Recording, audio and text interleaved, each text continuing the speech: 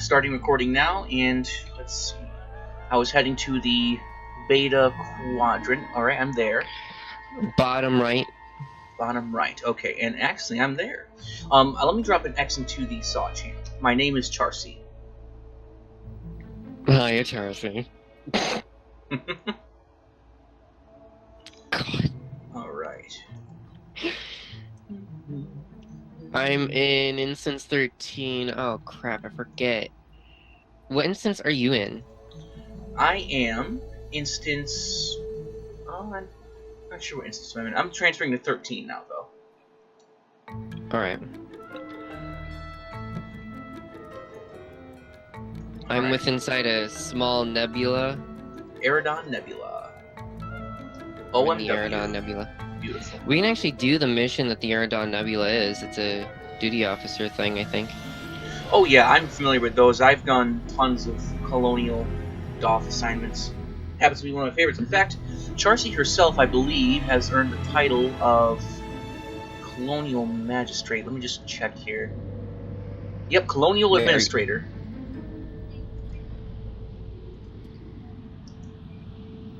You are DV Death Knight, huh? Or is it Deathix? No, oh, it's the ship name. My character's name is Deathix. It's the Death Knight. The DV Death Knight. Deathix is the name of my character, and he's running the Obelisk carrier. Not the Obelisk carrier, actually. It's the Vorgon carrier from last summer event.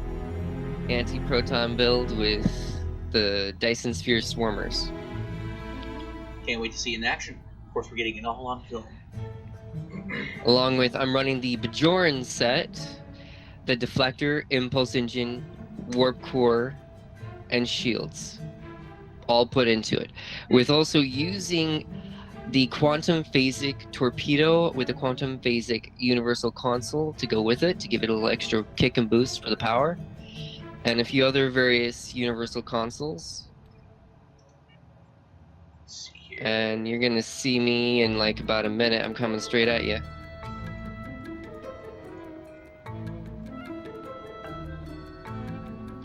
But my ship doesn't look like it's been using the Bajoran set because it is using the visual effects of the Jem'Hadar set. Makes sense to me. At least the two parts. There's a deep space encounter over there. We can actually start there if you like. Let's see. Aha, the other side. Reminds me of that Hannah Montana song. Oh dear God, no. Okay, I might be gay, but seriously, that's at least one limit that no one wants to go to. Beam me in. Yeah, my little brother loved Hannah Montana. I will admit that there were some songs I kind of liked, but I prefer more of her Miley Cyrus stuff that she gets. I'm not. Well, not that I'm a huge fan of Miley Cyrus to begin with, or Hannah Montana. I'm an outlander when it comes to music. Are you still in the load screen? I just got out. Yeah, same here. Whoa, did you just get hit? I don't know Nope. what it means getting hit. I think it's because I have more shielding than you do. Oh, and I can swarm a whole bunch of different other fleets, not just the swarmers.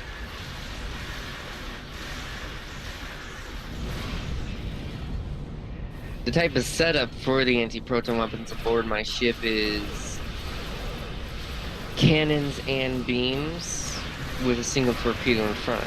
It's a forward-facing build that does a lot of damage because I maxed out the amount of turn rate that this ship got like crazy.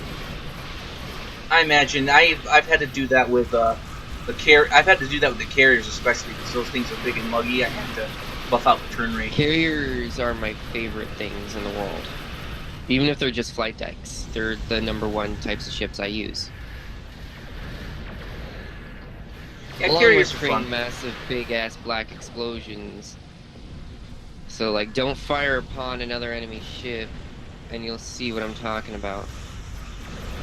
Well, Don't have. Well, I guess I could call my pets back here. I'll withdraw them. Well, my pets are gonna swarm it in a minute, but once I get about at least 9 meters in. Okay, see the explosion coming from there? Where are you? Towards my end, where I'm facing? Oh, there we go. Big black explosion. Any ships within range of the blast radius when the blast finally happens, all ships are instantly destroyed. That There's sounds no way of delicious.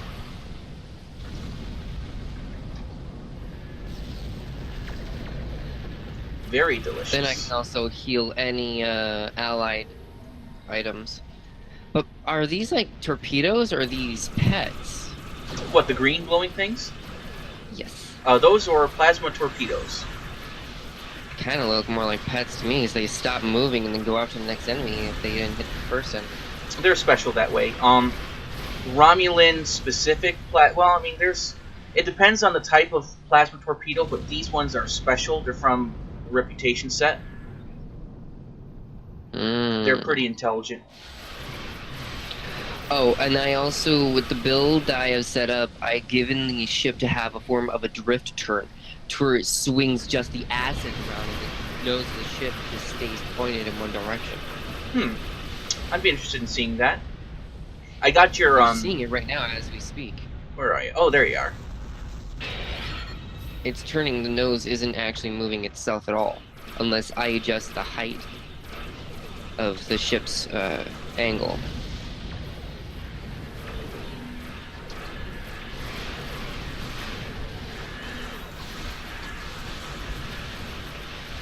Right now, you're also witnessing a Jem'Hadar in action, but using a different ship than Jem'Hadar one.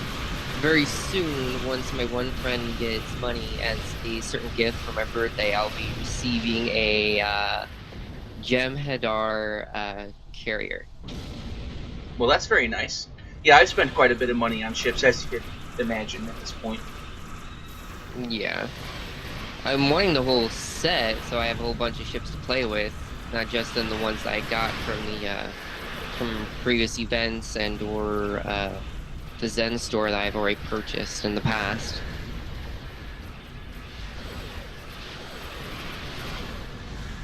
But there's a special little kink to the Bajoran set that I'm using. It sucks away a form of energy from enemy vessels and then bursts it back like a shockwave. I'll see that instantly. at some point. Yeah, I caught a bit of your stuff there. Go ahead. You have been witnessing it. It's just that it's only able to be seen by me because I'm the one who's been using the set and not you. Okay. It's usually something that can only be seen by the one who's using it. The only way to get the Bajoran set is to do the event that gave you the Bajoran Interceptor, which I did.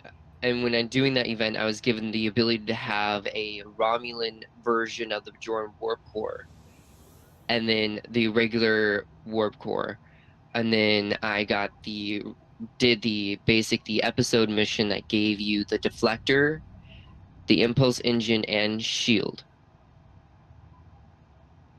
And when doing that, having to repeat the mission over and over, I was able to figure out what exactly was doing what with the set, and it did it perfectly. So now I am running a really strong build so far with the way I've set it. The level of the weapons that I have on the ship, basically the turret in back and the two dual cannons in front, are Mach 14. The only one that is the epic rarity is the wide arc anti-proton dual heavy cannon with arc crit D / DM, then crit D, and then damage times 2. Then the dual heavy cannon, well, actually the regular dual cannon, because it's not dual heavy, because the ship is not allowed to use more than one dual heavy cannon at a time.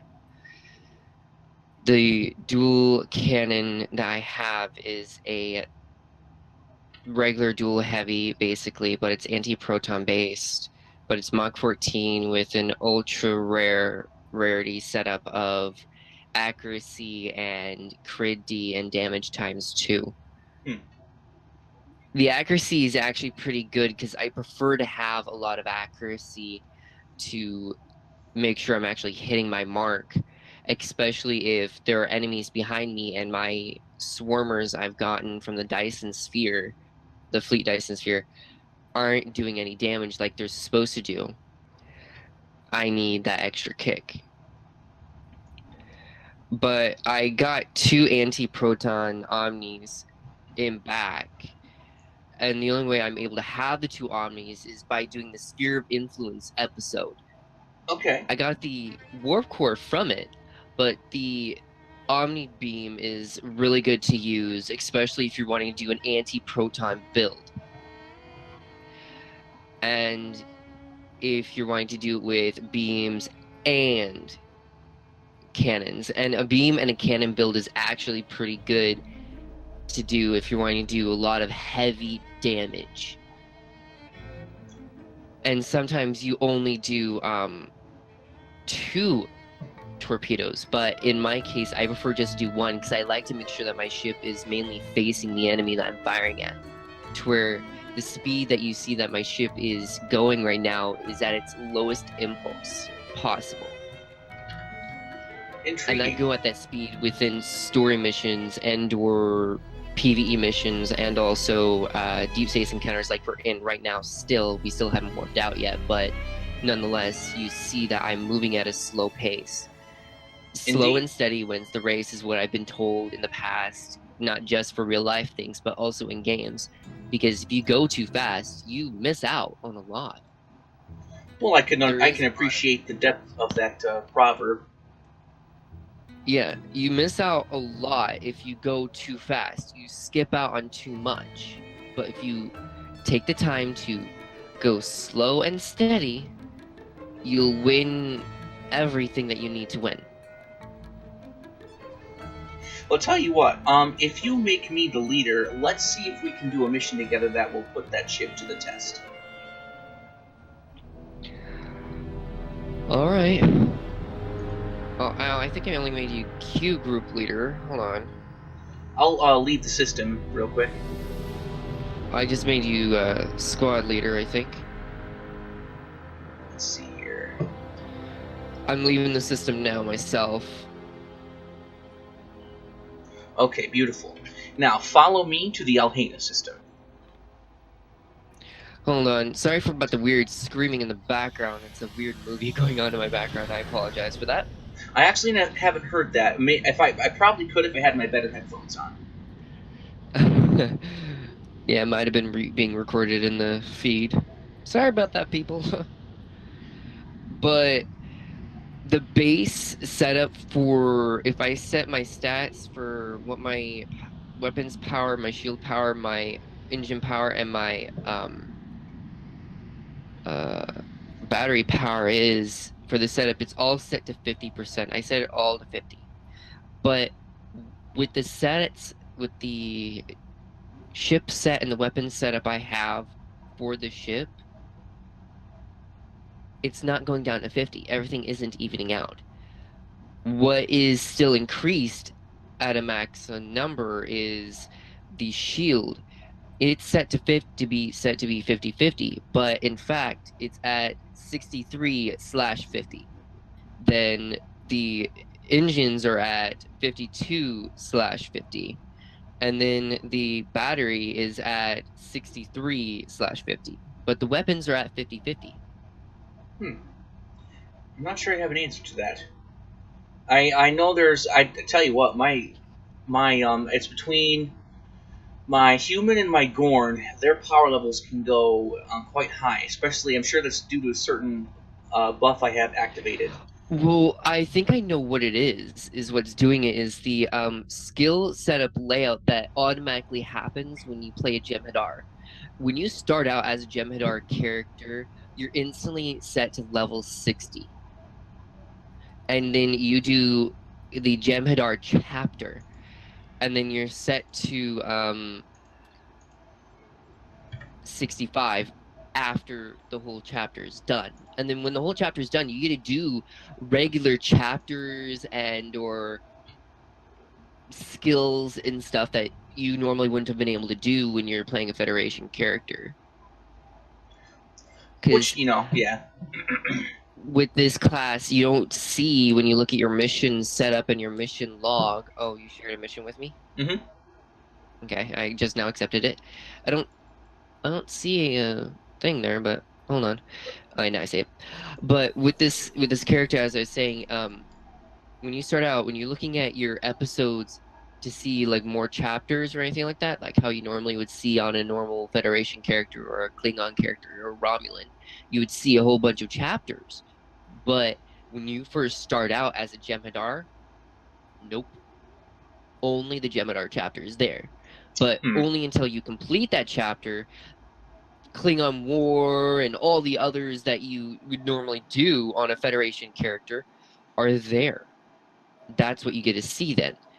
But not until you've completed that chapter, and that's what I've done. And that chapter is a really fun chapter to do, and I highly recommend it for anyone who's watching. Hey, do this chapter. Do a type of character like this. It is fun to do. My favorite type of class I like to do is science and tactical. I'm not a big fan of engineering all too much, but my number one favorite as of now is science, especially if you're playing a Jem'Hadar, because it's really cool. It is beyond fun because the skill setup layout is beyond amazing. Because also you get 2 sets of reputation skill setups completely set up to Mach 5 automatically when you're on a science. I don't know what it is for tactical or engineering, but for science, what you get fully unlocked is the Iconian reputation set to tier 5. Then the Nikari, I think it is for I can't really read what it is, but Nukari. Or is it the Nukara? It's the Nukara. Thank you. The Nukara something force, strike force, is set to tier 5 as well. And when you're possibly seeing in the previous parts of the video, and what you've seen yourself, Josh, is that you see a form of a green stream coming around our shields. It's a form of resistance and healing as we're taking damage and dealing it as well. We're healing and repairing ourselves as we're doing our damage. There are also weapons and stuff throughout random episodes within the game that you can do to get special weapons that bonus those reputation skills and skill traits to get more of a healing. So you're basically doing a hell of a lot more damage than what you normally would be doing. At the same time, you're healing yourself and you're not taking a lick of damage whatsoever. But it depends on the type of playstyle too. Everyone is different. Like yourself, Josh, you're different. You play a special playstyle, and I play a special playstyle. My type of style I like to do is basically the ducking maneuver. I just sit there, do nothing, and let my swarmers do all the work. Which I've enjoyed before. I have dabbled with that. Are you almost to the Alhena system? I'm here. I'm supposed to just click the thingy that says respond to something signal. Yep. Hopefully this doesn't glitch out, please, Lord. I hope this doesn't glitch out. Don't glitch out. Don't glitch out. All right. But yeah. And as everyone sees here, to tell what type of player type of character that Josh is playing as, he's playing as an engineering Romulan, and I'm playing as a science Jem'Hadar. The Jem'Hadar species, sadly, you can only do a male character. That's all you get to do, but it is worth it because you don't have to particularly be all finicky with what your character looks like. They all basically look like the same. So if you make a certain, outfit layout of what your character itself looks like, and then you can just save that outfit, transfer it over to all your other bridge officers and just make them look the same, and the only thing you have to do is just alter their face if you don't want them to look the same. But if you want them to be the same height, the same body type, you just have to save the outfit, and then instantly it's there for them to be look-alike. And the type of build that you're using, what type of build are you using right now, Josh? Well, it's funny because I've never actually modeled this ship towards a specific type of damage class. Right now, it's actually just running with 3 different sets. The prominent damage type is plasma, but I've also got some Tetrion weapons, and I think, let me see here. That gets me right there, involving the energy types too. Because I don't know if anyone really knows about energy types all too well. Is that with this ship that I'm running, its base weapon setup is Chronoton torpedoes and Tetrion weapons. That battle was underwhelming. Yeah, it kind of was. I really didn't have to do anything. I don't even have all 12 of my pets out. But back to what I was saying about energy types. There are certain energy types that do special things, like, for instance, Tetrion.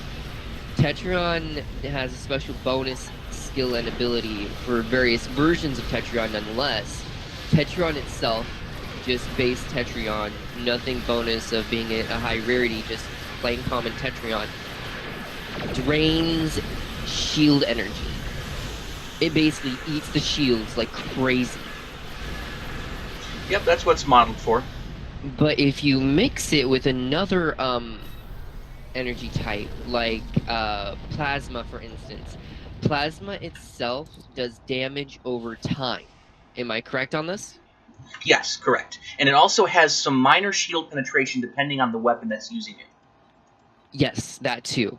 Anti-proton, I'm not totally positive what the bonus for anti-proton is. I believe other it's than what critical it looks damage. Like is really cool. I believe anti-proton is mostly critical damage. I believe that's what is going on there. I'm hovering it over my dual heavy cannon right now, and I'm looking at it. Yeah, it does have a lot of critical damage into them, a lot. And when you're wanting to do a specific build, you have to be very cautious on what type of energy types you put together. Right now, I do have other ships that I can use. Like, for instance, like I said in the past, my Bajoran Interceptor. Its weapon layout is 5 forward weapons and 2 aft, and then it has a special weapon type that is like the voice of the prophets. Okay. All right. And it basically does a lot of physical damage. Which is what? Yeah, I mean, I've actually, yeah, that's nice. Especially because physical damage is supposedly. I mean, I know there's certain weapons that actually penetrate physical damage shields is technically known as kinetic damage. Yeah. Kinetic and physical are basically the same word when it comes to this game. You just have to be smart on how you say it. Like, for instance, if Josh opens up his reputations menu on his character for you all to see, because you can't really see my screen, but you can see his. On his reputations, you see that there are a lot of reputations there. And if he opens up the Task Force Omega reputation, I believe when you get that reputation up to tier 2, you have the ability to get a special energy beam weapon known as the Kinetic Cutting Beam. It's an omnidirectional beam that does a lot of kinetic damage, also known as physical damage. It bypasses shields and hits your hull like crazy, and you're taking a lot of damage. But it all depends on the build you're using as well, because you need to make sure that you keep its level to the level that you are now. Even though I will admit that my weapons that I have on my ship are not all the same level, I'm still doing a lot of damage. Recently, I discovered in the records of the damage I've been doing, I asked one of the higher ups of the gaming officials to record exactly how much damage I've been doing lately in one of the latest PvE missions, like the newest one that they have out. And the latest damage I've been doing, I've been doing over 2 million points of damage. Alone. I actually, yeah, that's alone myself, and that's with my swarmers. Without my swarmers, it's half that. That's exactly 1 million points of damage in one sitting. And that's when I'm going after an entire fleet of ships. So if I'm going after an entire fleet of ships that are supposed to be 100 times more stronger than me, more better than me, I'm doing a lot of damage. But it all depends on if I'm paying attention to what skills and consoles I'm using too. Because as you saw before, during the deep space encounter that we did earlier, the big blast like thing that you saw that kind of looked like a big black hole was a special console that shoots out, that has a time limit of for a cooldown. I don't necessarily remember what the cooldown is, but what it does for kinetic damage is about 15,272.2 kinetic damage to all targets within the target range. So if there are any ships within the exact range of the ship that was originally hit, then you'll see. Because that also does a special damage bonus to all the other ships. So once I fire at that one ship is taking damage, of course, but that also has a lag time until the actual explosion happens of kinetic damage, and it hits all the other ships around and makes them all explode. But it also depends on the level type of the ship and the person who I'm hitting too. Because if, for instance, if I decided to PvP Josh here and his character, I'm highly betting I won't kill him, but I will most likely kill all his pets if they're within range of his ship. And if I wanted to, I could be sitting directly next to him and just fire off that weapon, because it has a 360-degree arc of firing range. I just have to be within range of him, because it has a distance range problem too.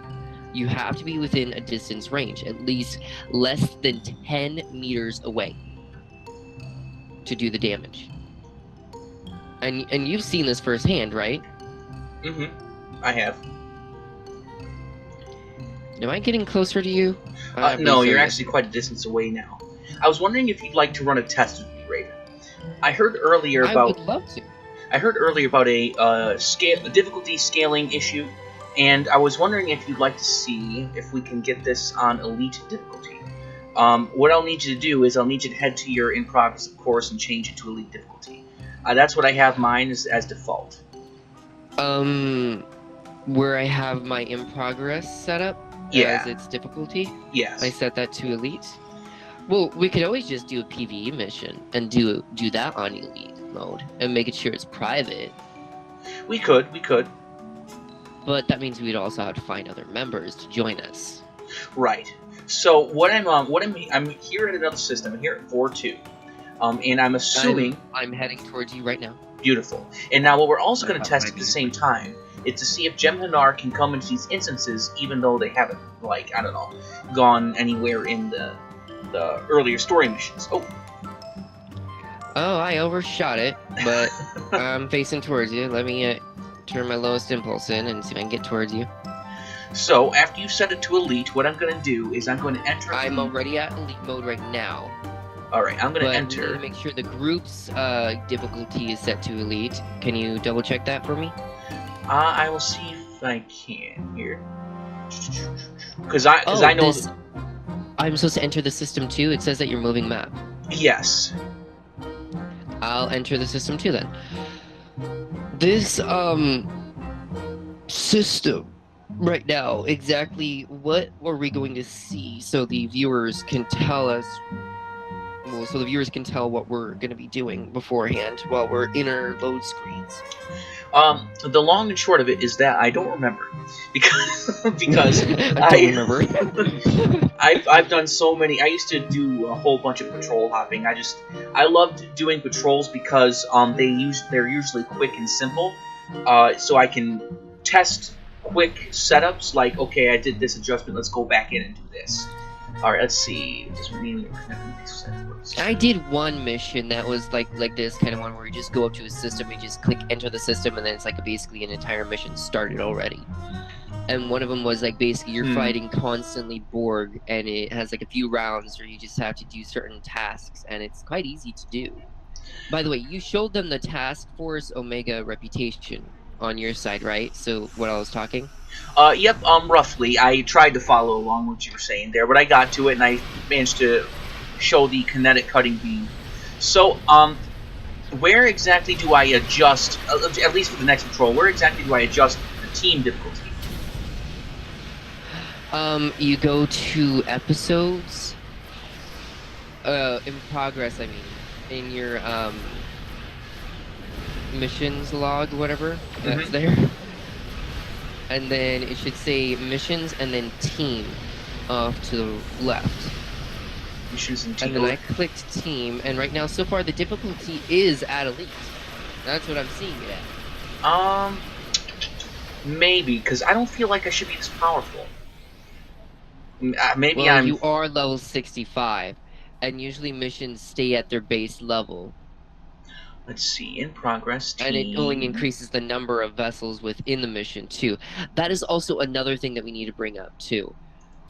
The higher your level does not really matter, because the level difficulty of the mission only pertains to them having more than the original number of vessels or enemies within the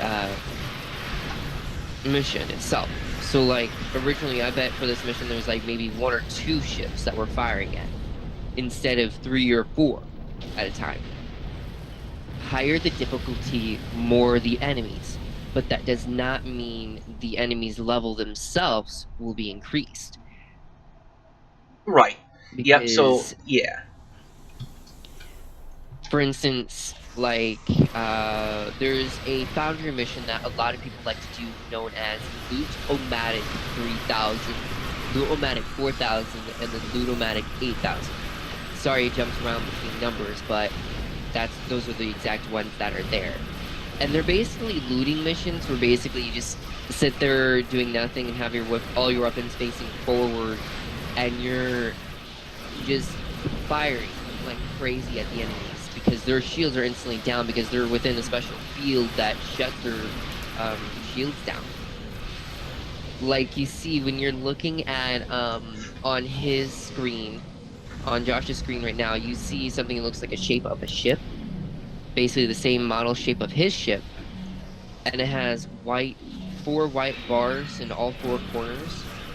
Those are what you see of his shields. And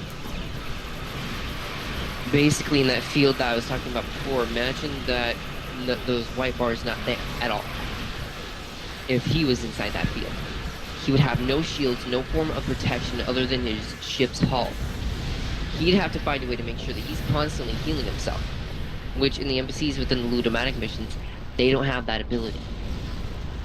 But their levels within that mission do not increase at all. It just stays the same level that they're based at. Basically, if you're doing the Klingon War and you're fighting those type of NPCs, and if those are the only NPCs that you fought so far, the Ludomatic mission itself takes those exact NPCs to you and lets you fight them again, and you can test out your builds by doing the Ludomatic missions, because that's how I do it. Is that I do it there, and I do the Ludomatic missions, and I test out my builds with my pets, and also my photonic fleets and special bonus fleets that I have for my special character I'm playing as now. That you see the Jem'Hadar ships floating around. There's like one right behind me.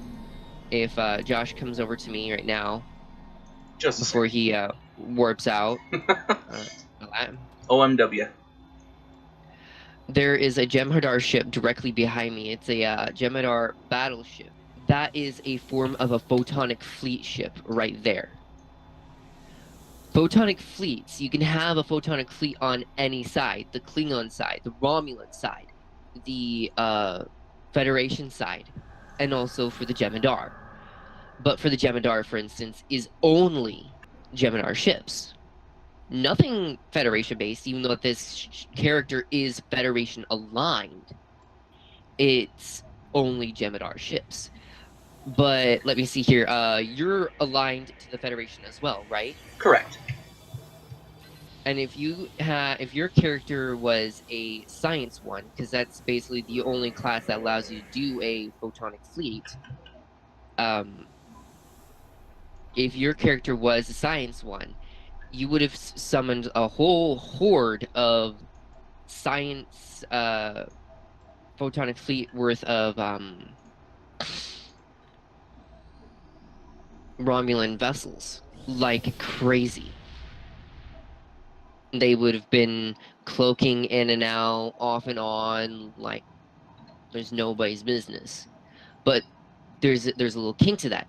There's multiple different versions because Romulan vessels have a special set of skill points type of thing that you can do, to where you can summon a massive singularity and suck your enemies in, and then you just fire on like there's no tomorrow. But then there's also a thing where you're able to spawn massive clones of yourself too. Where oh hey, which one is which? Which one's the real one? Hello. What is what? But are you going to tell them about the photonic reinforcements trait? I don't remember about that trait. Wait, is that the one that that you have, or is that the one that I have? It's one that my it's one that my very first science character has. It's very handy. You're going to love this. All right, so at least one of your holographic reinforcements will actually linger with you. And you can build holographic reinforcements over time that last longer than your typical, holographic reinforcements that you summon. So you can actually build the photonic fleet, for instance, is one that doesn't really last for long, but it lasts long enough until they've done what they're supposed to do. But yours will last longer than that.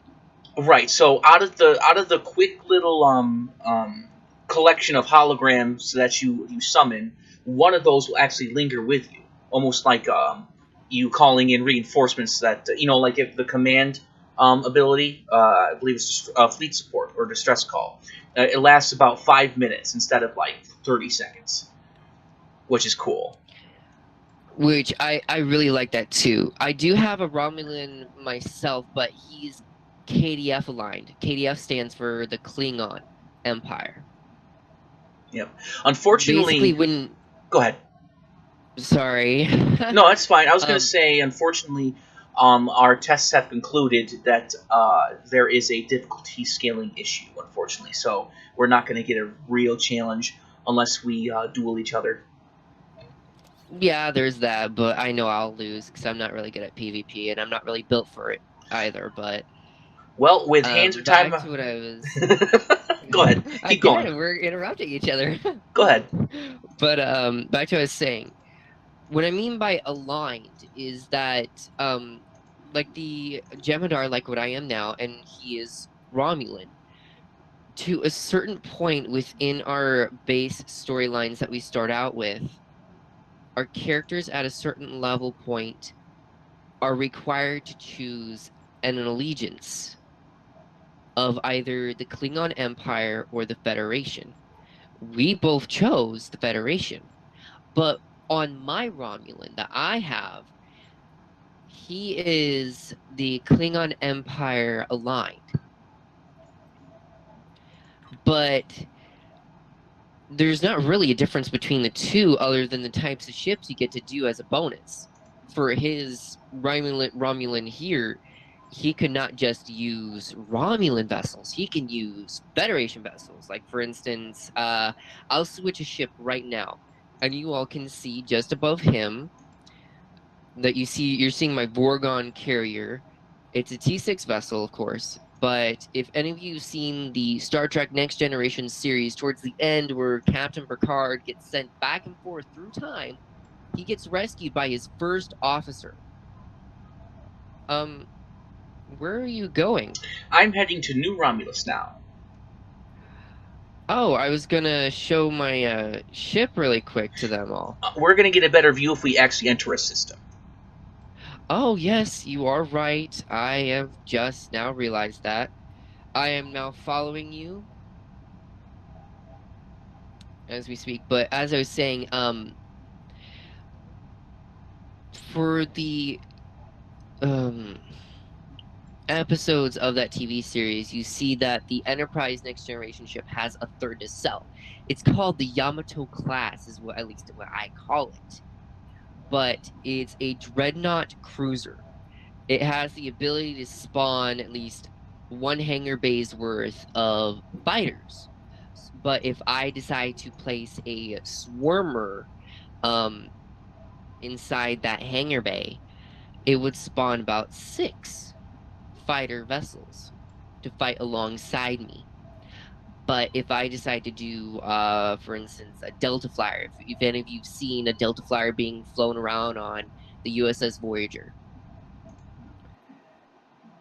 there you can have at least that, but you only get 4 of those vessels. You don't get to have more than that. Sometimes some hangar pets give you only 2, or you just get 1 hangar pet. Because sometimes some hangar pets can be so big, you can only have so many in one sitting for certain types of ships' hangar bays. And that's exactly it. But for this one, I also have an actual version of the Enterprise Next Generation ship. That it's a cruiser, it's an engineering vessel. So is the Dreadnought version of it that has a third nacelle. It's an engineering vessel, but it can also be used as a science or tactical. But on it, like how my ship and how his ship is, if you open up your officer layout, do you have a special made officer on board? Like a command or intelligence or something like that? Devex is a command. Yep, a command officer has special made abilities. There's also other various officers too, like a temporal officer. Like my ship right now, my Vorgon, it uses a temporal officer to where it can create a massive sphere of energy where it deals a small number of kinetic damage. Basically, my ship deals a lot of kinetic damage. At the same time, it deals a lot of anti-proton and quantum damage as well. So I'm dealing out a lot of different various versions of damage. But his ship right there that you're seeing, if he opens it up to where you're able to see his weapon setup and layout, that you see different colored weapons. Like, oh, there's plasma, there's tetrion, and then there's something else, I think, right? Is there? I don't. I mean, I guess I could mention my kinetic damage types, such as I think. No, actually, I only have one torpedo type, but I do have Tholian web mine launchers. They're mines, but and it says it's classified apparently as physical damage, not kinetic for some reason. They changed the term. Yes, some things do that as well. But other than doing space like what we're doing right now, there are a lot of things that you can do on ground. Like if you play a tactical character, but you want to have a drone or a pet or something that flies around and does damage too, like how a engineering character can do and can have, you can get special kit modules that do a lot of damage. They're known as special drones. They're universal kit modules that can be placed on any type of character class. I kind of overshot Romulus. I'm sorry. And that's fine. I'll wait. I'll be for there you. in a minute. I actually went all the way towards Nimbus. Shit. Excuse wow. my language. Turning around. I'm gonna do a quantum slipstream really quick. Oh yes, quantum slipstream. That reminds me. For certain players, if you're just starting out as a level 1 player, you cannot use quantum slipstream until a certain specific level. And I believe, Josh, do you know the level? You can start doing quantum slipstream at level 50. Yep, there you go. But if you have already pre-made gear, like a friend, for instance, can craft you gear, and there's a lot of flexibility when it comes to crafting. And when I mean a lot of flexibility, I mean a lot. You can create space weapons, space equipment, space gear, you name it, along with ground gear, ground weapons, ground equipment, you name it. It's all there. But it depends on the level of your school that you're going to be able to do certain things. You can only do so much involving crafting when your level is so low. For instance, what level is one of your schools right now, Josh? Well, my highest one is level 16. My lowest being 3. Yeah. Higher the level, better of the rarity pop out of equipment. For instance, like how I talked before about the rarity of my weapons. A friend crafted me these weapons long time ago.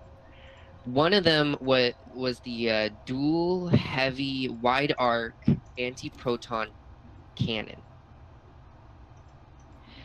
I'm not really saying the name right, but it's exactly those words. But its rarity is the highest rarity possible. I haven't re-engineered it at all in any way, and it's still doing a lot of damage.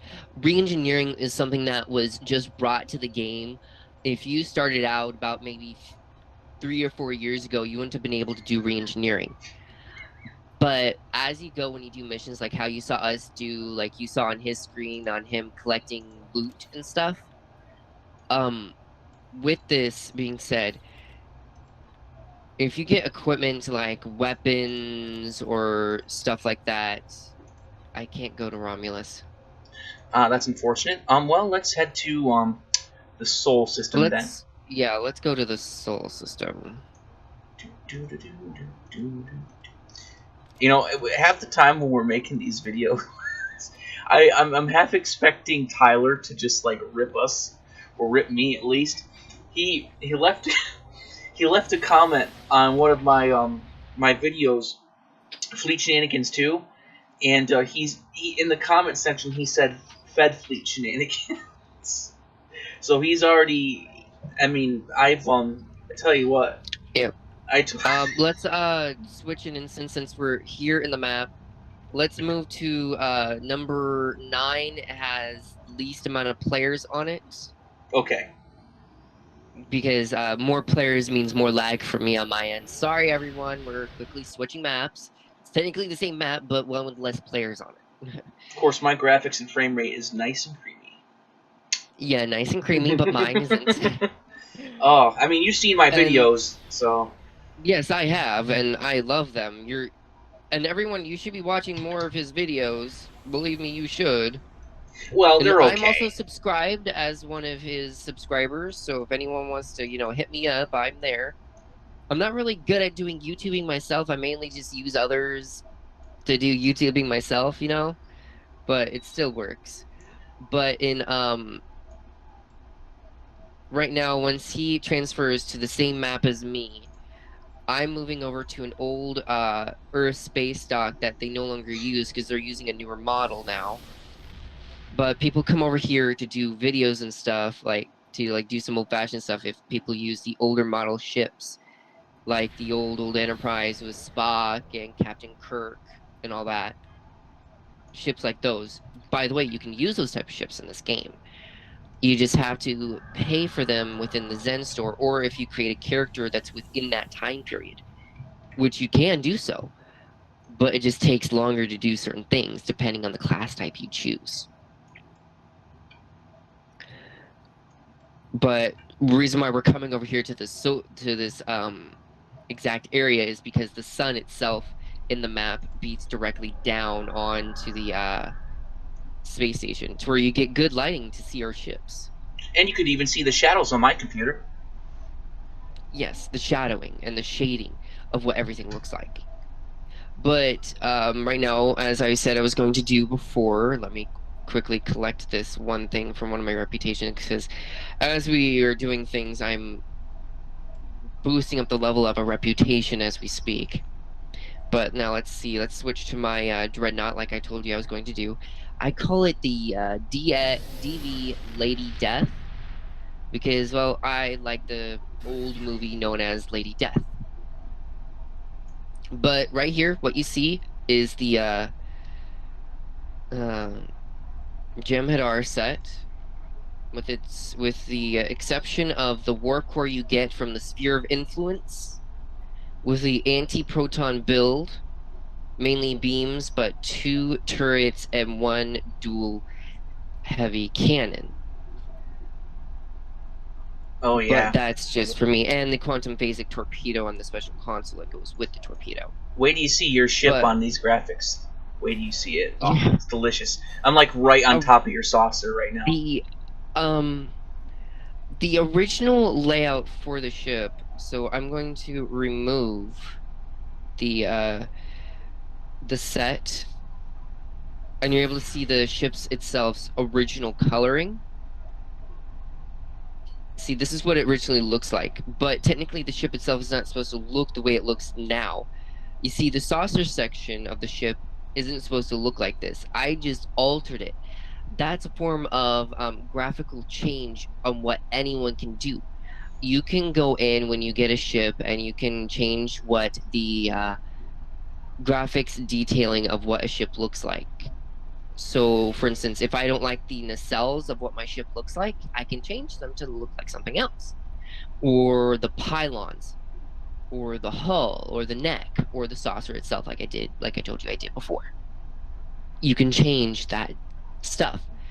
But if Josh right now, if he opens up his thing to look to see where his weapons and stuff is at, and he shows you the visual slots, you get a set of 3 visual slots: a deflector, an impulse, and engine. Some episodes give you the opportunity to collect ship sets of a deflector, impulse, and engine, and shield. Sometimes there's a added bonus of getting a warp core, like there is for the Bajoran set that was given.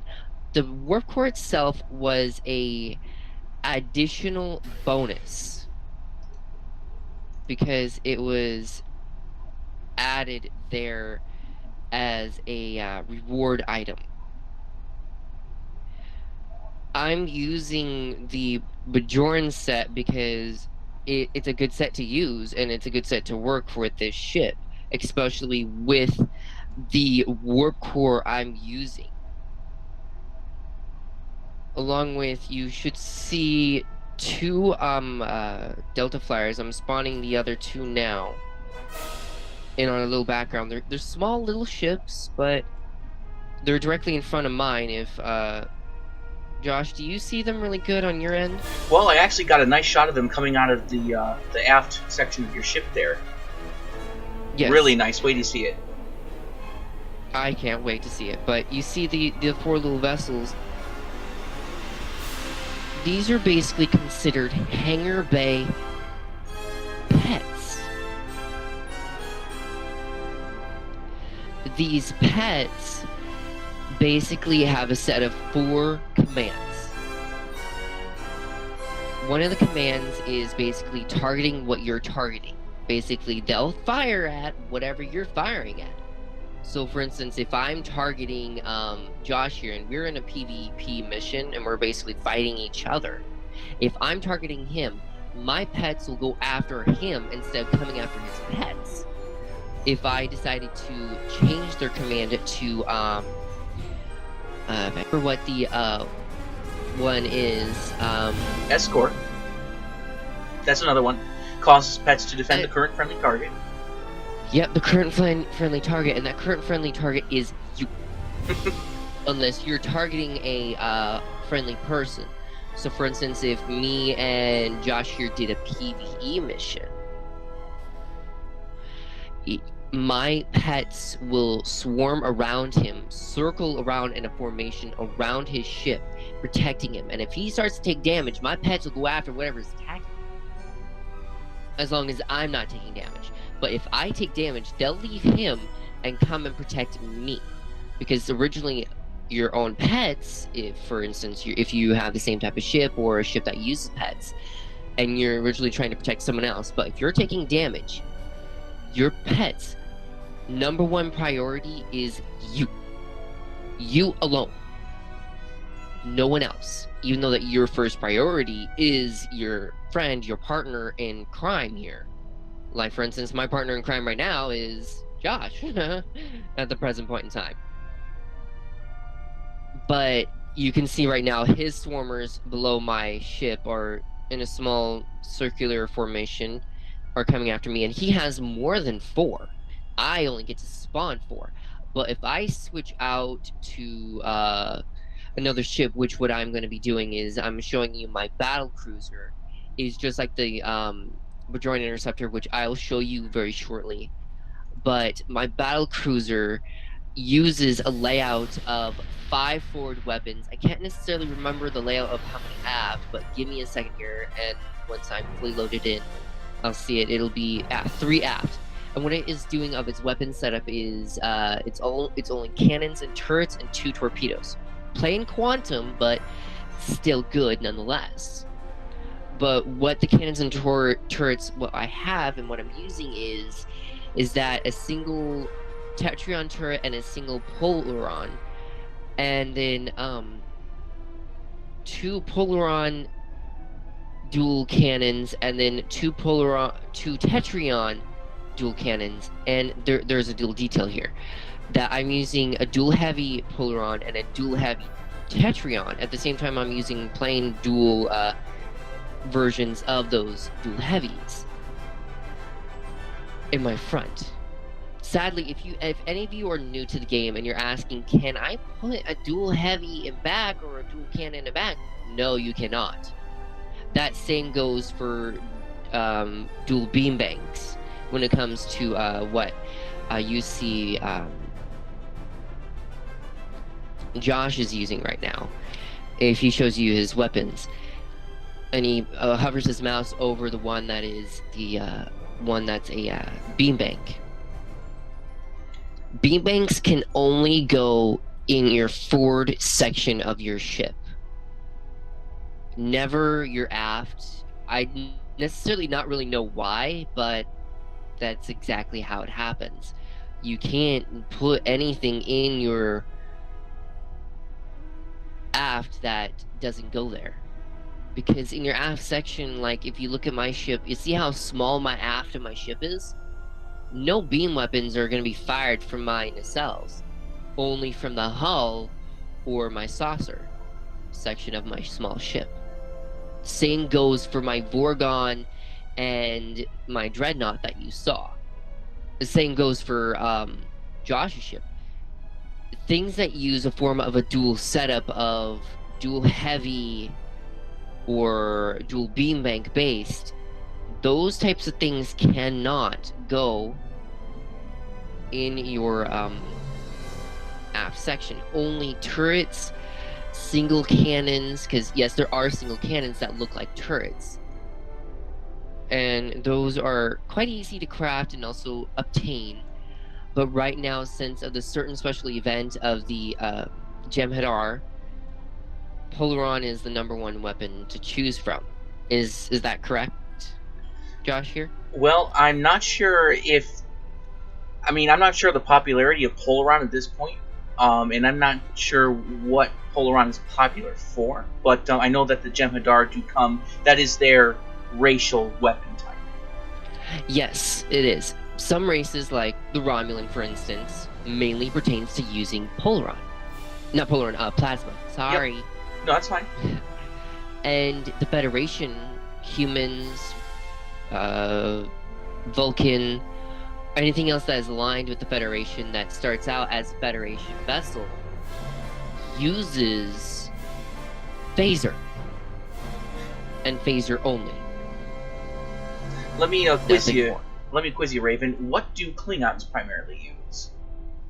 Klingons use disruptors. You got it. There are multiple different races, and there's also different versions of energy types too. Like, for instance, if some of the reputations that you have... Hold on, give me a sec here. My cat is trying to eat my cord. Yes, I have a black cat. And if anyone's all voodoo-y wishy, like, sorry. I'll quit with you. But yes, as I was saying, there are different versions of each energy type. Like, for instance, how you see disruptors are the color green. There are different versions of disruptors. Mm-hmm. And I'm trying to fight my cat for my cords here. Tell you what, can you can you go enter the Nimbus system? Nimbus. Nimbus. Yes, I can. All right. While you're talking about disruptors, let me also fit a Klingon ship into here. Oh, yes. I forgot. If anyone has seen the episode series of Discovery, the what's the name of that ship again that you have? I'm trying to remember it. Sarcophagus. The sarcophagus, the massive Klingon ship from that version of Star Trek Discovery. That massive sarcophagus ship is the same ship that he uses on his Klingon side right now. And if he's loading into the character that's using it, that's what you get to see, is the giant sarcophagus. Originally, he's not using the same bridge that originally comes with it because he did not get the ship during the event that they had for the Discovery series when it came out. Tell you what, Raven. There's actually some good lighting at DS9. You can come here instead. Deep Space Nine right now? I prefer to go to Nimbus because we can easily go to the ground on Nimbus and we can show the viewers what our ground skills and setups look like. And what I was talking about before involving the special drones that non-engineering players get to use. So that will go ahead, give Raven. them what I told them. No problem, I already said it. Quick question, Raven. Is Lady Shadowblade our beloved Queen Mother? Is that what her her handle is on Star Trek, or is that somebody else? No, her name is Queen. Queen. Where is Queen? I know I have her here somewhere. Queenie. I believe on your list there should be a player named Queenie with a pink little Pokemon character with the Ash Ketchum hat on. If you look in my Discord's roster, you should see her. She's showing online right now. She's known as Queen Mother in my roster. What about her handle in Star Trek Online? I'm not totally positive on what all of her handles are because I don't really pay attention to that. That also reminds me to another fact that everyone should know is that when they start playing the Star Trek game, you have an in-game handle in there that everyone has that you see in some of the chat boxes. If Josh, you open up your chat box, I'll type something in Saw Chat. It'll be like a whole bunch of random letters and numbers, some gobbledygook there, and it's from me. You see my handle, it says my name of my character that I'm on, and then it says at gay GMAELOVER with the I think that's a hashtag symbol with 6202. That is my full handle, but at least for this character. What changes for the handle is the character's name in the handle. So if you're on another character, so if I switch to my Romulan, it'll be named Raven-W at gay game lover. Technically, I misspelled the word game by accident, but I'm stuck with that handle. You really can't change it too. So when it comes to handles, you can't change those. So you're stuck with what you get. So if you choose to do something really funny and messed up, sorry, bucko, you're screwed. That's what you get. But you're at Nimbus, right? Almost there. I just entered the Nimbus system. I'm switching to the Bajoran Interceptor because I said I was going to go to the Bajoran Interceptor for them all. And right now, as we speak, oh my god, there are actually some ships that you might want to see, folks. I believe it's one of the new Vorgon ships, and then here's the version of the Enterprise that I have that only has the 2 nacelles, but someone's here with it. If you get here in time before they disappear, I might.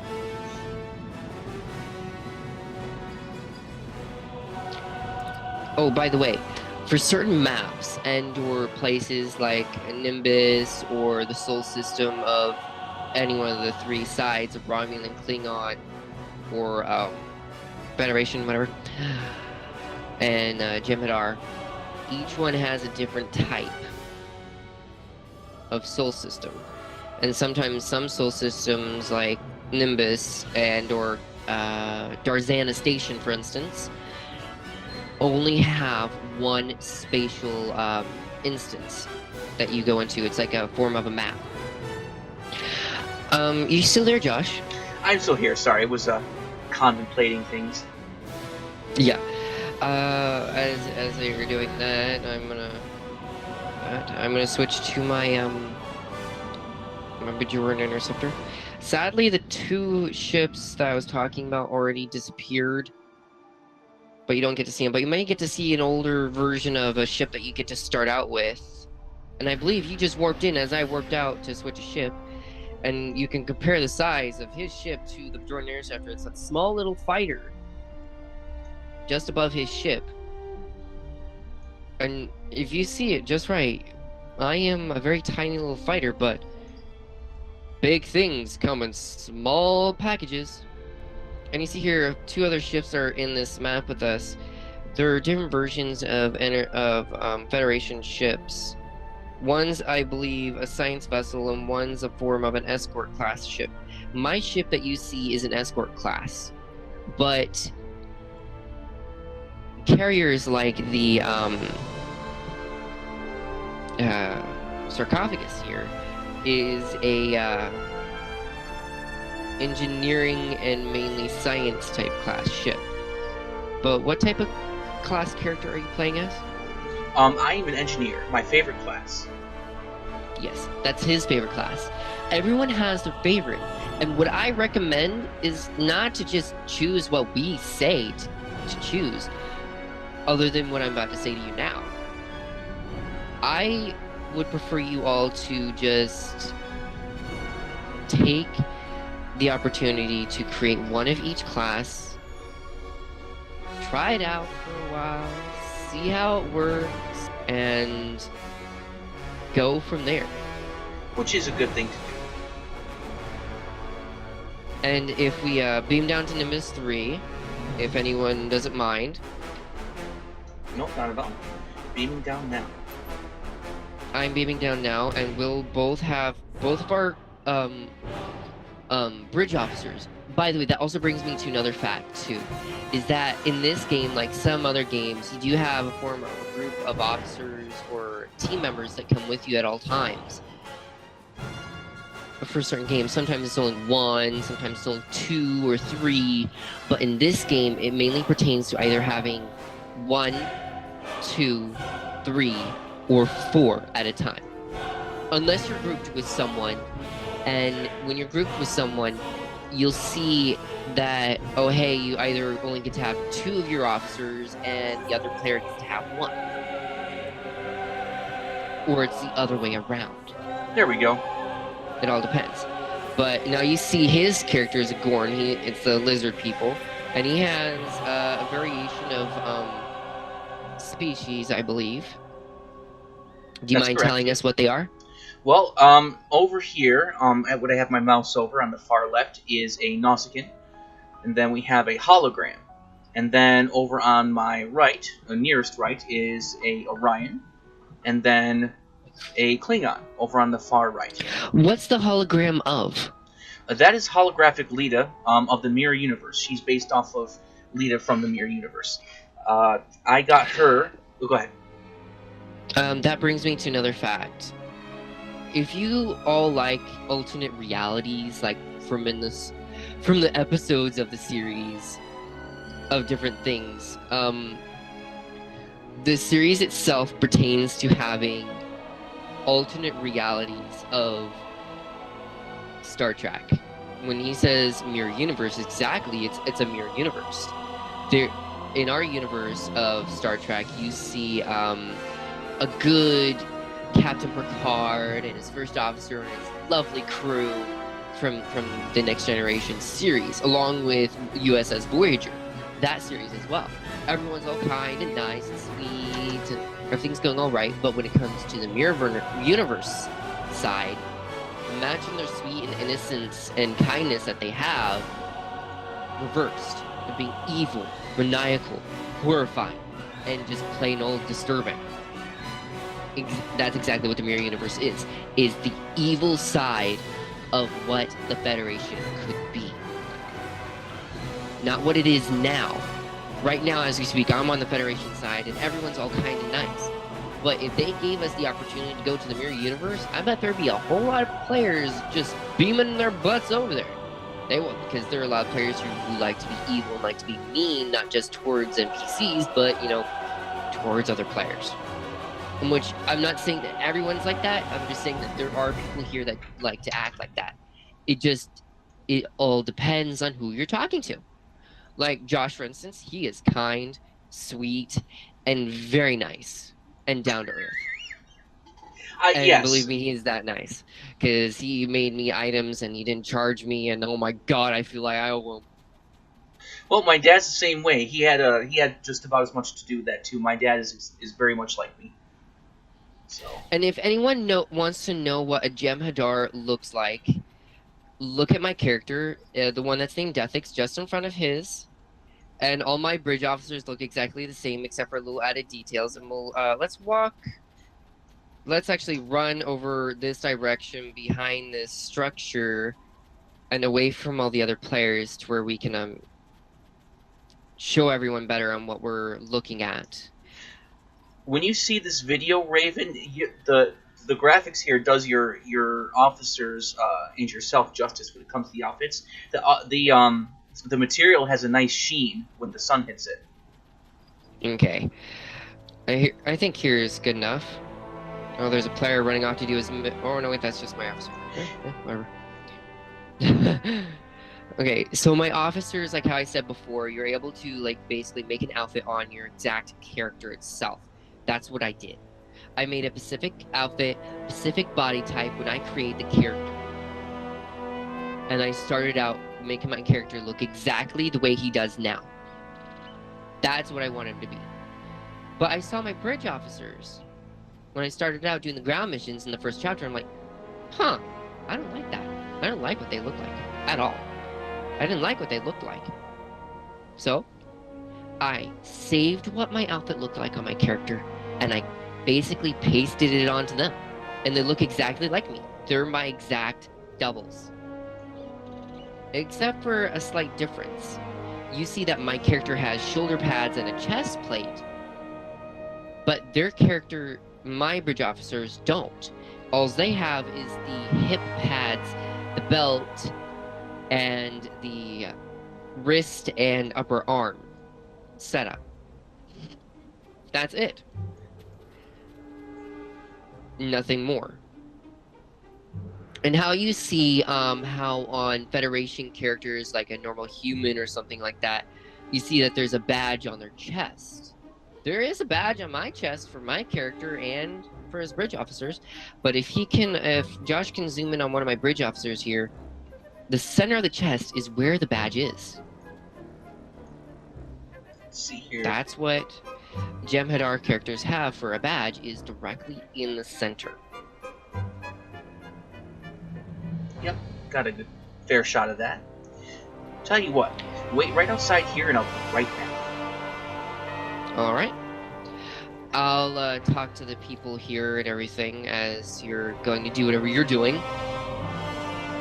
And this map here that we're on is called Nimbus 3. It's a planet that has a bunch of bug-like creatures on it, giant worms that come from the ground, and then giant scorpions that you have to fight too, along with bad pirates and all sorts of things that you fight. And it's a full chapter's worth of episodes that mainly pertain to you mainly fighting on the planet's surface the whole time. And a few, like an episode point here and there that takes you to space, and that's it. But mainly a few parts. And there's multiple different races that we don't get to play as yet until the game has a few more major updates within the story arcs. Because we have major story arcs that continue and everything, and when Josh comes to find me, I'm over here towards the area where the giant worms are at, that little ancient temple town area, if you don't mind coming towards that area. Sure thing. I'm on a cliff looking down at a bunch of the worms, and there's two different sizes. There's basically the children's size, that's like really small, the baby worms, and then there's these giant, big worms that are basically considered queens. And there's the same thing that goes for the scorpions. But where you saw us first spawn in, directly behind my character at that point, when we first spawned in the previous point of the video, you would see that out in the distance that you saw weird, like, spider-like creatures. Well, those aren't spiders. Those are actually giant scorpions. And when I talked about different energy types for for space, there are different energy types for ground as well. And right now for my squad, if you don't mind me disappearing for a sec while you're doing the fighting. Sure. What energy weapon types are you using for your character right now and his bridge officers? Well, given my traits as a Gorn, I do have a pulse weave rifle. It's instructor class energy type.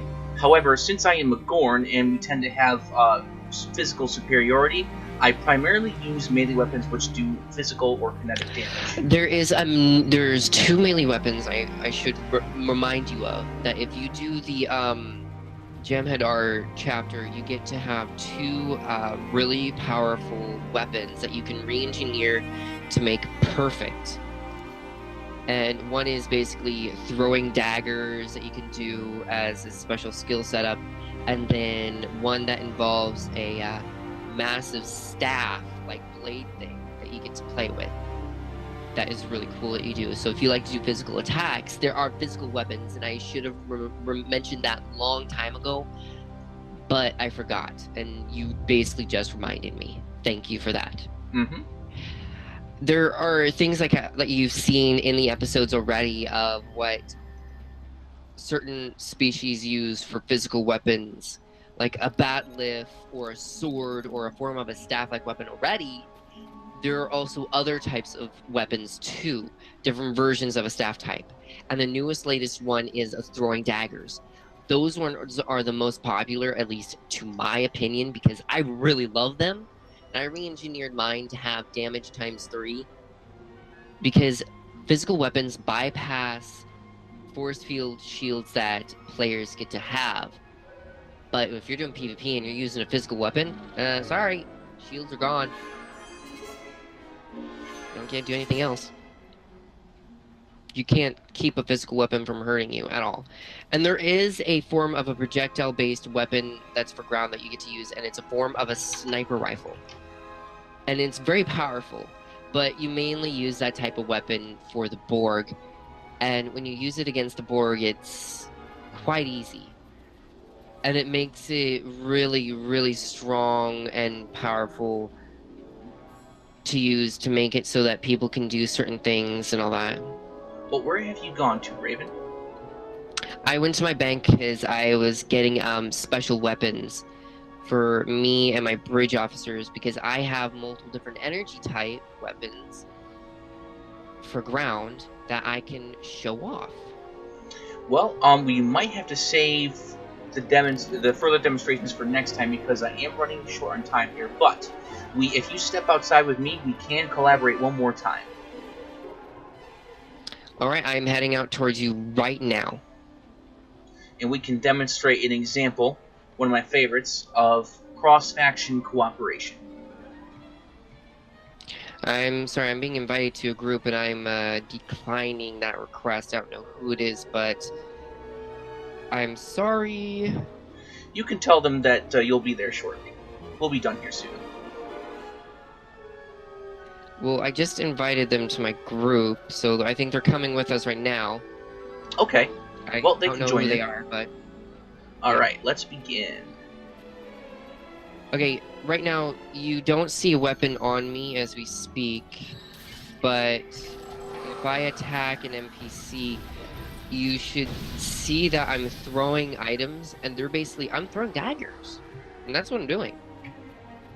And I spawn in here 2 drones. And those are the drones that I told you about before that you get to use when you're a non-engineering class.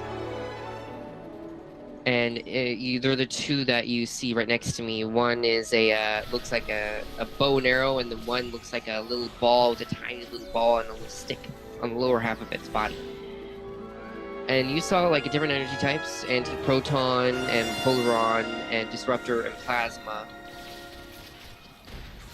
all rolled into one. Right now, I'm not fighting because I'm switching weapons. And you see right now, if he looks at me, I'm using the staff, the ancient one, the special staff that was given to us for the new chapter. It's a really good staff, very powerful, but not as powerful as a certain cannon-based weapon that I have, which it shoots off a powerful stream of energy. I'm just firing it off in one direction. I'm not really paying attention where I'm hitting. But your secondary attack skill for this weapon is a single beam. It just keeps going until it hits its cooldown. Or unless I hit the button again that activates it. And it's a really powerful attack skill. It does a lot of damage, but you mainly fire in that exact direction that you're facing, unless you turn. You can't go upwards, you can't go downwards, you just go straight forward. That's what this weapon does. And that's kind of a problem that I kind of think, hey, they need to fix. But here's also another weapon. If my alert thingy disappears. Come on, alert thingy, disappear, please. Come on. There it goes. And here we go. Here's my next weapon. And it's a fluidic anti-proton blast. And it has a high density blast version, and if we can quickly run over here towards the worms, I can do a chain attack, because that's what this weapon does, is that when it hits one enemy, the same blast chains around and hits the other NPCs. Are you following me, Josh? Yep, I'm close behind. So I'm going to fire off my weapon and use its big attack. Oh, it didn't work. Oh, why didn't it work? The enemies are probably not close enough to each other. Or myself, I might not be close. Give me a second here. Let's go over here to this area. We'll find a whole new squad. Here it is. Here's another squad. And I'm firing off, and here it goes. Go. See the chain attack? I did. That was it. That was the chain attack. There are other weapons that are like the fluidic one that I'm using that does that same thing out there. You just gotta make sure you look at the skill traits of the weapon itself to see if it does damage-based attacks like that. And like I was telling you about the worms and everything before, and I believe you attacked some of the worms already in the video. Mm-hmm. Yep, and you see like some of the blasts are hitting towards us. That's one of the big queen mother worms. She's trying to hit us and deal damage to us, but we're a little too far away. But right now I'm moving closer. I'm targeting her, and I'm going to destroy her. They don't have any form of barrier-based shielding at all. And that's what some NPCs, like creatures and or bugs, don't have. Is that. And some of the special skill traits is that I can create a form of a red flame around that worm and kill them and do a lot of damage. Science characters mainly do a performance of dealing damage at the same time they're healing other players and or group members. Engineering does the same form of thing, but by using drones and other various like kit modules to do it for them. Me, I have innate skills to heal others if I choose to do. But there's like really cool ones that like this. Here, I just spawned it. kind of looks like a little black hole, for instance. It's called a solar gateway.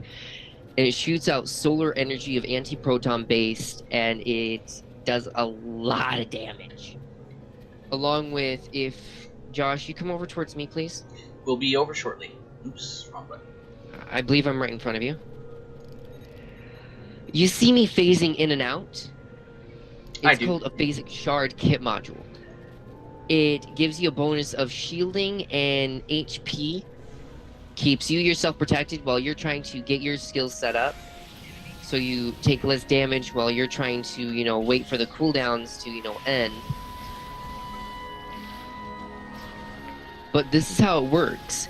You just need to set up your kit modules and everything right. And the kit modules that I basically demonstrated for you, the drones, the solar gateway, and the basic shard, Josh here on his character can use those exact items if he wanted to, because they're a universal item. Like how I said, they're universal consoles. Like in the past part of the video, towards the very beginning, you saw a form of a big black hole like blast. That was a universal kit module I bought off the exchange that was worth a lot of money. And when I mean a lot of money, I mean a lot.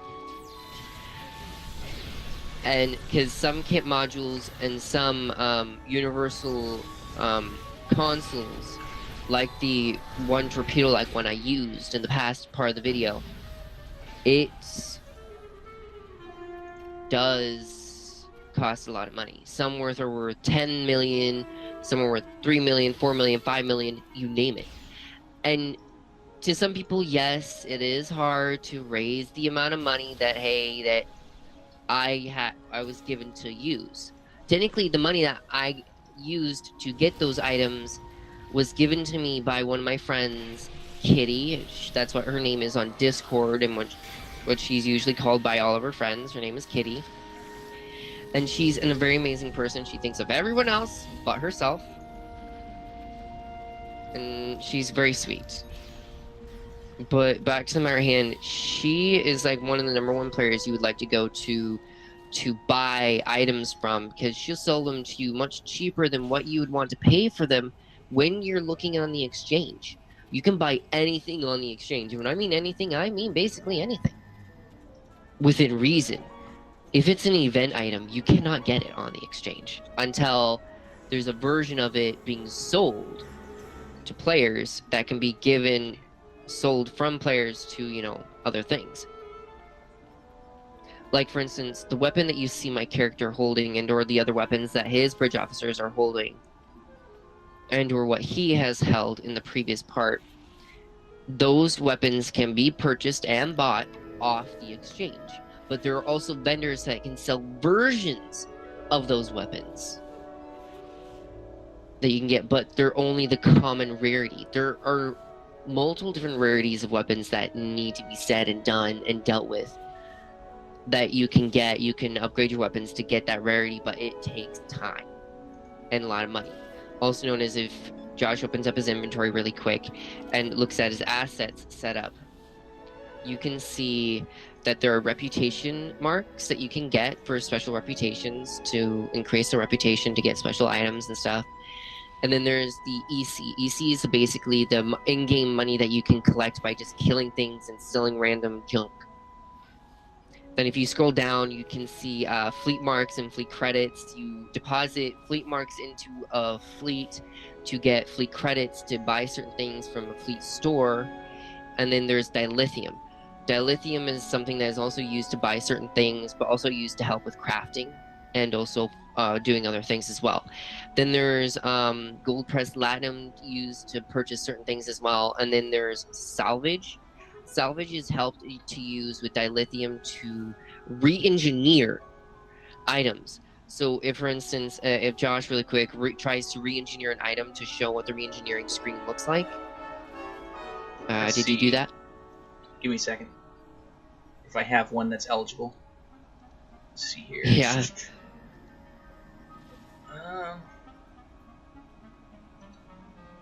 Here we go. Yep. How many re-engineering slots are there for that item? There appear to be 3. Okay. Here we go. For re-engineering, so unlock them, but don't re-engineer the item. Just unlock them and show what you can re-engineer the item to be. Okay. There are different skill stats for every item that the items start out with, right off the bat. Some are ones that people really don't like, so they go to switch them to different stats. There's Crit D, I believe is for knockback, or no, that's for critical damage, for like critical severity. There's Crit H, critical chance, and then knockbacks. That's KD3. So it's like knockback times 1, times 2, times 3. Basically, it makes the character in a way. You see how my character, it jumps backwards, basically like that, but it makes them fall down and they're on their back. They can't do anything. And all you have to do is fire like crazy on your weapons and they're gone. Because they can't defend themselves when they're knocked back. That's how it works. You can do that to physical weapons as well as energy-based weapons, projectile weapons. And there is a form of a knockback for ship weapons, but it depends on the type of ship weapon you're using. Like I said, it all depends on what you're using. And you're seeing, like in the background, a bridge officer spawned a little item over there. If Josh, you look over to your right, you should be able to see it on your screen. Yep. That is what one of the modules that you can get for an engineering officer. And your bridge officers are based on the 3 stats of engineering, science, and tactical. But you're able to train them in like the other types of bridge officers I told you about before for your ships. My bridge officers that I have, I've trained them all into being a miracle worker, a temporal, intelligence, and command, and a pilot. Pilot, you can't really do anything in the ground, only space. Sorry. That's fine. But that's what you get. But the ground skills and traits for those other 4 are very amazing. And we really can't show you right now because we're technically really out of time, but to see what other things that can be done and used, we'll be doing more videos, is that correct? We will be doing more. Yep. Yes, we'll be doing more videos, and we'll be demonstrating a lot. And when I mean a lot of things, we'll be demonstrating a lot. And I'll be playing around with different multiple ships, mainly on this character, but that you see before Josh here on his character. But I have other characters, but I only have actually 2 others. One's a human, actually a Vulcan Federation Science aligned, and then the other one is a Romulan KDF aligned, that we can do some Klingon-based missions if we decided to. And which I'm kind of hoping we do, because that would be kind of fun to do and fun to play with. Because you'll see if you heard of the word Voth before, that's another species that we don't get to, play as, at least not yet. But I have a Voth ship on that character that is really cool, and you can, do a lot of things on. And Josh, where did you go? You disappeared somewhere. I'm over here. You left me here alone with all the worms. See, people, he just likes to leave people alone. Well, I tend to be a loner. Ah ha ha, very funny, but you're not. It's true. I used to play, before I met you guys, I played this game pretty much all by myself for over a year. That also comes to another fact, too, I should really mention before we go, is that some players don't like to help others out when in fact they do. Some What do you mean by that, Raven? What I mean by that is that some people just like to be left alone, left to their own devices, and just to play the game and enjoy it alone. They don't want anyone to join them. They just want to be left alone. Unless they ask for help and say, hey, I need help. Can someone help? But that is only it. Nothing more, nothing less. But for me, I don't like that. I don't like being alone. At least not all the time. I prefer to do group things like this. Like this video that we did. We've done, I think, 2 other videos before. We have. And in the previous videos, you've possibly seen 2 other players. One we call Scott, and the other one we call Shockwave. they're really nice players, and they love to help out. They love to do a lot of things too, and they're really funny. So if you ever get to meet them in the future yourselves and everything, and you join our fleets that we're in, please feel free to say hi, say hello, and try and have fun. But like all guilds and fleets and most other games, there are rules, and please don't break our rules and just have fun. Like Josh likes to say, like how he just bowed, we all love to have fun here. And I love to say, if I can make my character face the same way and be in the same body length. Okay, there we go. I like to say to you all, live long and prosper and have fun with this game. It's a blast. To some people, it may not be. There are some episodes when you first start out the game, if you're on the Federation side or the Klingon side, that some are glitched. Those will be fixed soon, and hopefully they are. And have fun, enjoy yourselves. And I kind of took over his video. I am sorry, but I'm a talker. No, that's fine. That's what we need. Any words you have, Josh, other than what you just said? I kind of interrupted you. No, that's fine. Any words you ask? Yes. Well, nothing really. Just, come join SAW. This game is free to play. If you are bored, and also, this comes from the heart too. Any Trekkies out there, I doubt this video will get much attention anytime soon, if at all.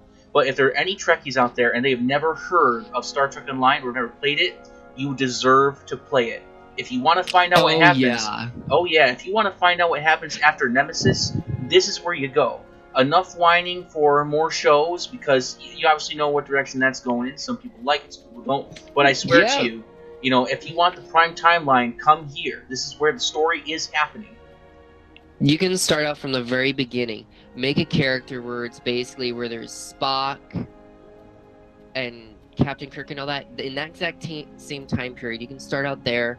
Start in that old time period. Use the old-fashioned type of ship. Have fun with it.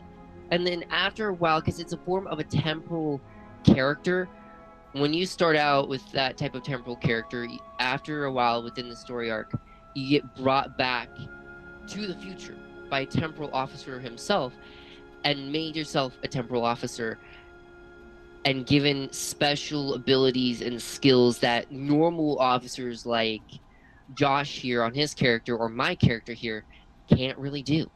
Unless we decide to create a character like that and do it.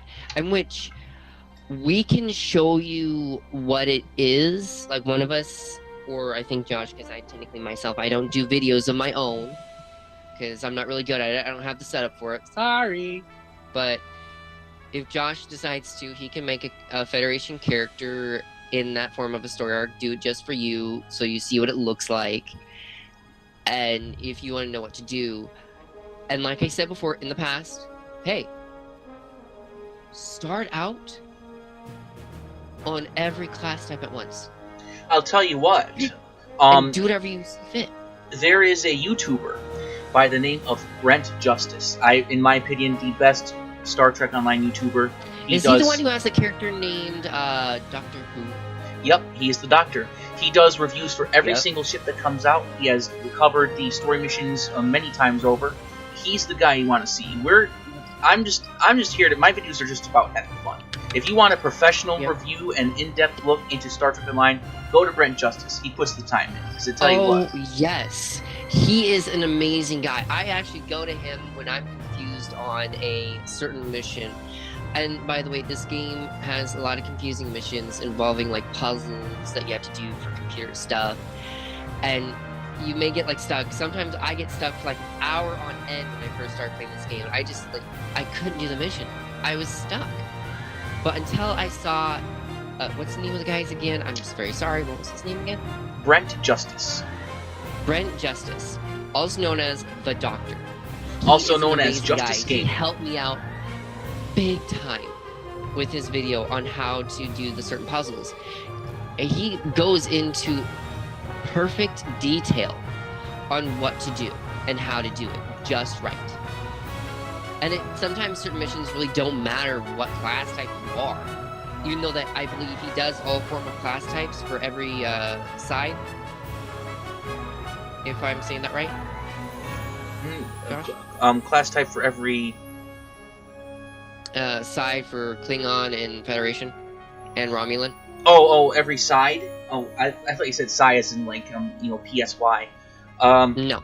No, he does videos for every faction. Yep, he's done the Klingon story, the Romulan story, Federation story. Yep. He's done it all. I've actually, for a little while, did some story missions. I have one that is unfinished, and I have 4 that have not been made public, and 5 that have, about the Klingon storyline, and that was mainly for my dad, who didn't have a lot of time to play the game. Who still doesn't, unfortunately, have a lot of time to play the game, but it's there, and what I do is, I basically bring attention to things that would normally interest my dad or anyone else that may be watching, and I also add, in some of them, I've added clips from the shows and also music that enhances certain moves. In fact, Raven, you and I could probably, before I leave, check out, a scene from one of those videos just so you can see what I have done, how I've altered it. Which I will, and there are also other things too that you should also understand really quick before we go, is that what I've been talking about, the reputation things. When you fill up the items needed, if you open up a reputation store and like start one of the little thingies really quick, so they'll see what to fill in. As for instance, I don't care what one you choose, but on my end, I'm doing the gamma. And I click it, I click select, and I select the same one twice so that I can do it again on the next one. And then some involve placing energy credits, some do experience, and then some do the marks for that exact tree or whatever reputation that you're doing. And every time you fill it up, you get a box, if you will. This box has an item that's from their store. So each one of these reputations has a special store that represents a special energy type of weapon. Some weapons are space, some are ground, some are physical, some are energy based. It all depends. Well, we'll have to wrap it up here. Mm-hmm. All right. Well, I have no goodbye. Live long and prosper. Have fun, everyone. Bye.